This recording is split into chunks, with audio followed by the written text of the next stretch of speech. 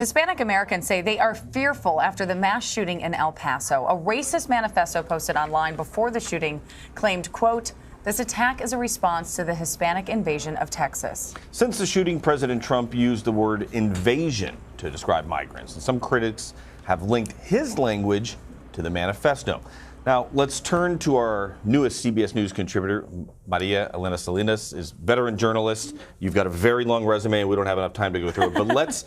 You co-anchored Univision's evening news program for more than 30 years. You're joining us now. Let's get into this. What are the Latino advocacy groups in El Paso basically saying how this is going to affect the community there? I think very similar to what you just heard on that piece and what you say that critics are saying.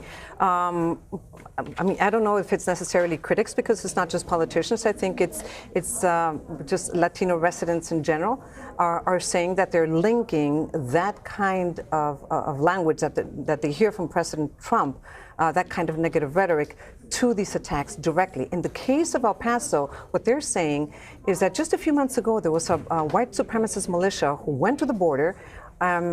They were armed. Mm-hmm. They said, "We are here to represent President Trump to stop the invasion." That is the same thing that you heard in the manifesto. That is the same type of language that you've been hearing from President Trump. So it's not a coincidence. It's not that they think that there's a perception. To them, it's real. It's their reality. It's marching orders to them. Exactly, and not only in San Antonio. I think that's the sentiment all across the nation among the majority of Latinos. Well, that's what I was going to ask you, because you're talking very specifically about El Paso and things that were mentioned about El Paso, but how are families across the country responding to this and reacting? I was able to talk to some of the leading organizations in Arizona and in California, states that have also felt threatened, that had been feeling the raft of white supremacy. In Arizona, an organization called Lucha told me that they feel afraid, but at the same time they feel strong. They are very resilient. They are a very active community who is used to mobilizing their community and going out and getting out the vote, and they feel that that is one way that they're going to be able to counter this.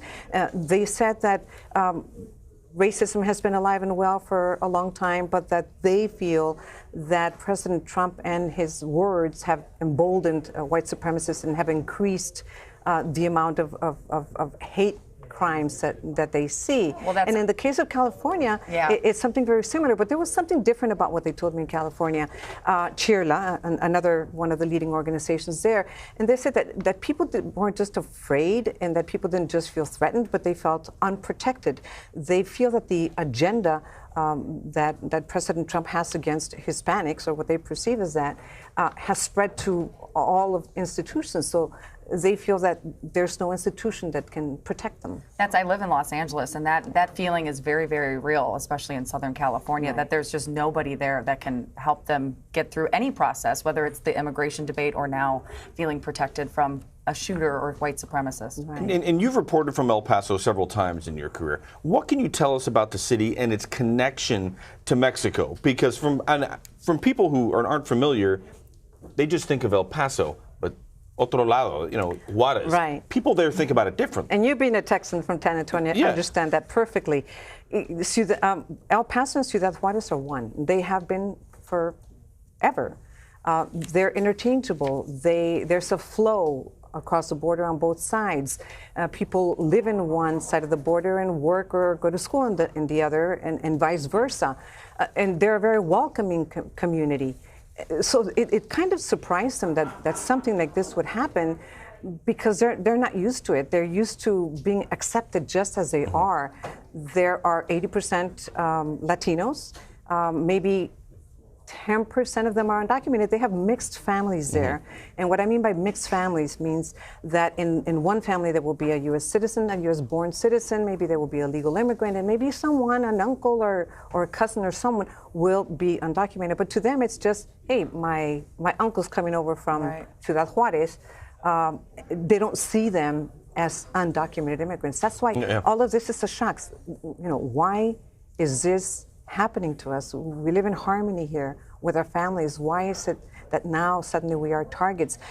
And the fear that they have is that for a while now they've been feeling afraid that they're going to be separated as a family, but now they're afraid that they're going to be targets, that they are going to be killed only because of their appearance.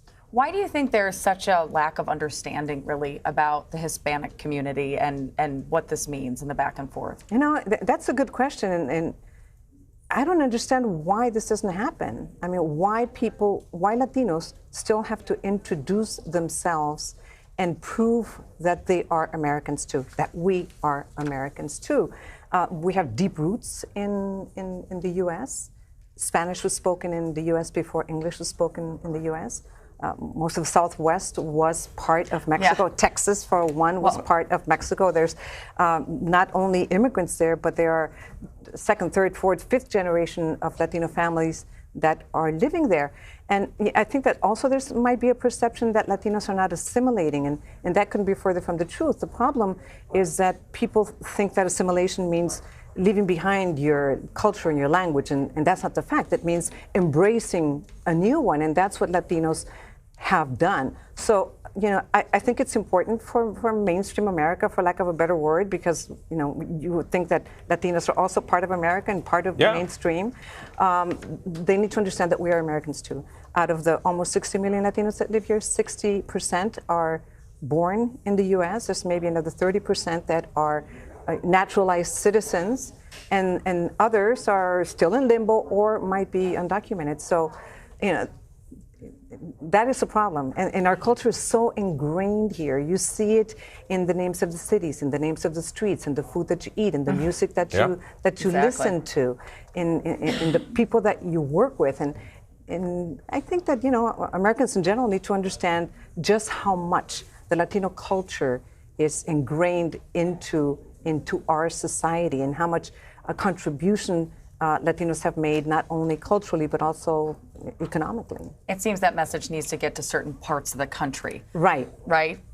Because and not just near the border. Right.